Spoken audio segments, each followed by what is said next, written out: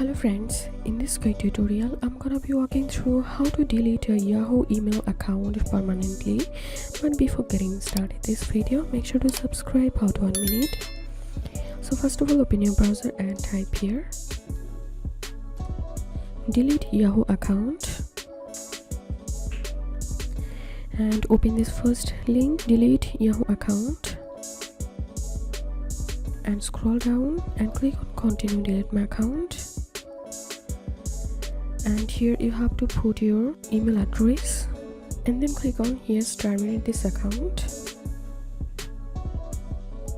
And here we can see your account has been deactivated and scheduled for deletion. You no longer have access to this account, which will be deleted from our user database. So this was how we can delete Yahoo email account permanently. If you have any questions, feel free to post in description. If you think to see more WordPress videos, please check the links in descriptions. If this video helped you, give a thumbs up and please consider subscribe how to 1 minute. Thank you for watching.